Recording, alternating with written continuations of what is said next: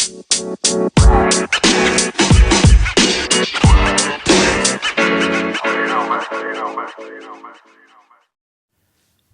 up, everyone? Welcome back to the Young Electrician Podcast. My name is Ruben Young, aka the Young Electrician. On this podcast, we like to see electricians grow, not just in the field, but also in their personal lives. With that said, today, this episode is going to be on what does it mean to be a journeyman electrician. I think there's a lot of misconceptions about it, so today we're going to dive into it and try to uncover what does it truly mean to be a journeyman electrician. So let's hop right in. Okay, so you might have heard it said, like I've heard it said many times, that the journeyman card is just a piece of paper. Is it true? Is it not true? Maybe a little bit of both. I remember I had a foreman one time say that he thought electricians should not be able to take the test to be certified until they were in their 10th year. Little ridiculous in my opinion, but I understand what he's coming from. A lot of times on job sites, I've worked with journeymen that, have been terrific electricians. And a lot of times I've worked with journeymen that have not been good workers. And I can understand where somebody's coming from when they say that the journeyman card is just a piece of paper. But I don't hold that view. I think the journeyman card actually means something. For you to go 4 years of, going to school, 4 years of working, learning, gathering that experience, and then to do the work to sit down, take that exam, and pass it, I think that makes it more than just a piece of paper. But what does it mean to be a journeyman? And I think there's a lot of misconceptions on what this means. And I think if we could understand this for ourselves, it'll help our careers. So, what does having a journeyman card not mean? Let's tackle this first.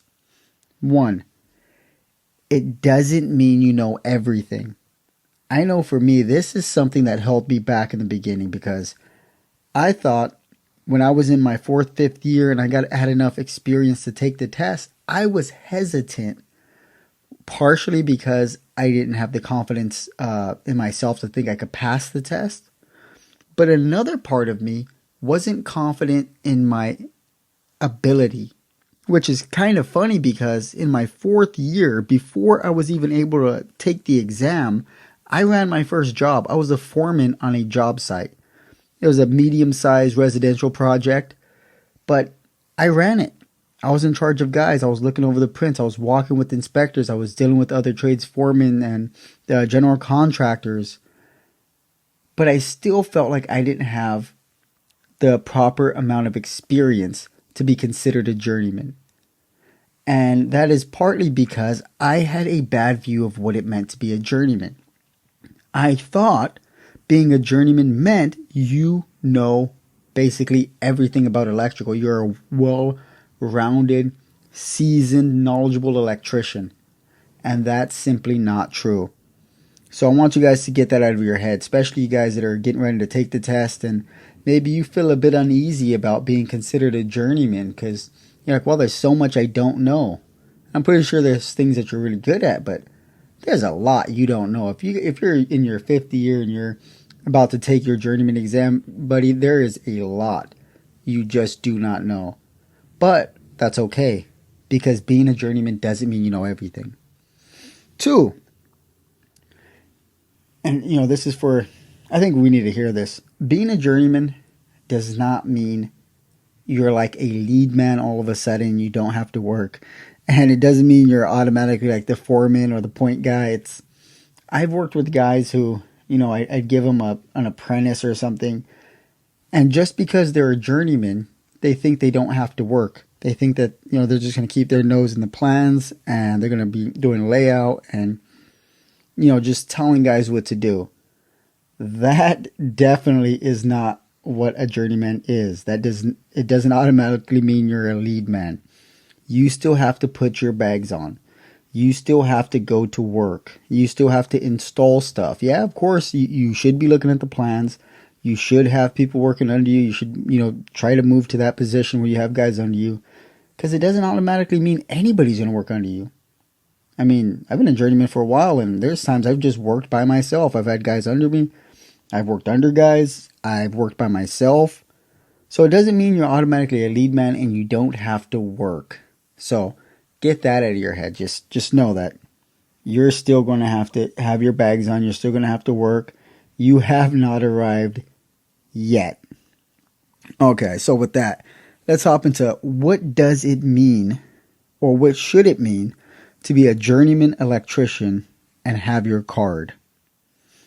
So one, this is the most basic idea of being a journeyman. It means you've worked in the field as an electrician for at least 8,000 hours. That's it. That's the basic, that you have worked in the electrical field for 8,000 hours. And I know if you look at the journeyman form to apply to take the journeyman test, you're going to see all kinds of things on it. You're going to see troubleshooting and maintenance, finish work and fixtures, fire life safety, voice data, underground conduit installation. And a lot of times we look at that and we get a little bit intimidated because we're like, man, I got like maybe a couple of those things, a few of those things, but I haven't done all that. I've never been a material handler on a job site. I've never worked in a warehouse or handled material because, I did a year of schooling, and a lot of the schooling was hands-on. So right when I got to the field, I kind of had a good grasp on what I was doing, and I have a good work ethic. So I was never the guy that handled material. From my first year on, I've never handled material. So yeah, what am I going to put in that box? So what does the DIR say about that? So if you go to the DIR website, I'm going to read it to you guys right here. It says, required 8,000 hours of work for an electrical contractor installing. So you're working for an electrical contractor and you're installing, you're working for him. Constructing or maintaining electrical systems covered by the National Electrical Code. The 8,000 hours must consist of work in 2 or more of the following areas. I'm going to stop right there. So that list of, when you're filling out how many hours you have in each area to apply to take the journeyman exam, you only need the minimum of 2 of those areas. But of course, they only give you a maximum amount of numbers per hours you could fill out for each one. So, take that for what it's worth. But you don't have to know all these things. You don't have to have experience in everything. It says 2 or more of these things. You look at that list, you're like, okay, well, I'm pretty confident I have 2 or more of those things. So 1, being a journeyman on the base level means you've worked 8,000 hours in the field. So take away that idea of being a journeyman means you know everything. You're a well-seasoned electrician. It does not mean that. Journeyman electrician does not mean well-seasoned electrician. 2, you develop the skills needed to navigate the codebook efficiently enough to pass the exam. You've developed the skills to navigate that codebook because that's what our job is. I mean, you're not going to have your nose in the code book the entire time. A lot of this stuff's done for us on the field. But in order to be considered a journeyman, you need to know how to navigate that code book efficiently enough to pass the exam. And you know what? I forgot a lot of the stuff I learned to, pass the exam. And I don't have this stuff at the top of my head like I did when I was studying. But I do have the ability, when I go back and I'm dealing with something I learned before for the exam, and it's easy for me to remember it, to relearn it. I Google it, look it up, I'm like, oh yeah, I understand that. I know what I'm doing. And it's easy for me to catch on. And,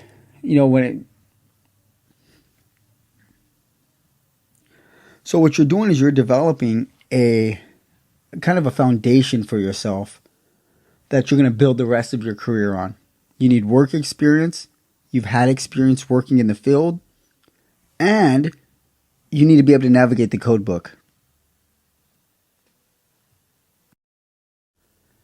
That is the basis of what it means to be a journeyman electrician in the state of California. Now, I want to add something. And I want to add something I think is going to be beneficial to you because when I learned it early on, when I got certified, it was very beneficial to me. A lot of us, we look at the journeyman certification as the goal, and it is a good goal to have. For most of us, when we're going through an apprenticeship or a trainee program, our goal is being certified. But I want to change the perspective on this a little bit. Being certified ultimately is not the goal, because you're in the trade for about 4 years, you get certified, and now it's past you. You're past that. So your goal as an electrician has to be more than just being certified. Now, I'm going to tell you what somebody told me before. I was taking a course, and it was this old-time journeyman electrician, and he had this lanyard around his neck, and he had a bunch of certifications on it. He told us being a journeyman isn't the goal.